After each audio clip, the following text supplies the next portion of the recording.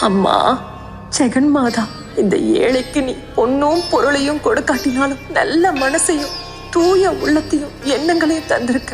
அதுக்காகவே உனக்கு கோடானு கோடி நன்றி தாயே. கருணை கடலே தாயே, எல்லாரையுமே காக்க வேண்டும். இந்த ஏழையால முடிஞ்ச இந்த சின்ன காணிக்கையை ஏத்துக்க வாமா. அம்மா.